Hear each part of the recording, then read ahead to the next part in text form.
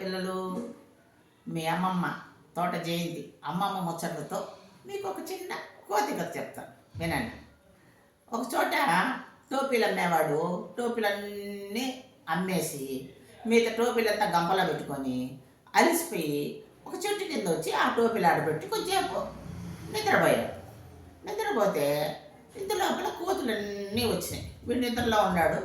ఆ కోతులు వచ్చి అన్ని టోపీలు అన్నీ ఒక్కొక్క టోపీ ఒక్కొక్కటి తలపైన పెట్టుకొని అన్నీ పోయి చెట్టు పైన ఎక్కి కూర్చుని వీడు నిద్రపోయి లేచాడు. చూస్తే గంపలో టోపీలో ఒక్క టోపీ లేదు.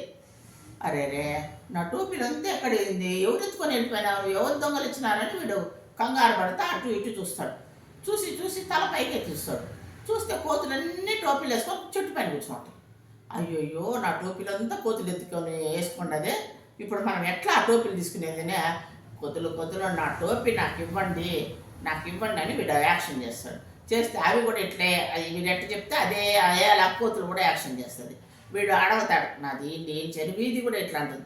వీడు ఏమి చేసినా కోతులు అదే యాక్షన్ చేస్తూ ఉంటుంది. అప్పుడు వీడికి అర్థమైంది మనం ఏం చేస్తే అది చేస్తుంది కాబట్టి వెంటనే అక్కడ టోపీ ఉండిటుంది. ఆ గంపలో ఒకటే ఒకటి ఉంటుంది.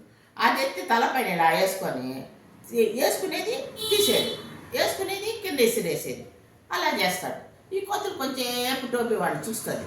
చూసి అరే మళ్ళీ చేస్తాడు అనుకొని ఈ కోతులన్నీ టోపీలు ఇటు పట్టుకొని అన్నీ ఇసిరి కిందకేస్తాయి. కిందకేసేకాడికి మొత్తం టోపీలు ఎత్తి గంపలో వేసుకొని వీడు ఓయమ్మ నా టోపీలు నాకు వచ్చిందని దేవుడా అనుకొని ఆ టోపీలు ఎత్తుకొని వెళ్ళిపోతాడు. బాయ్.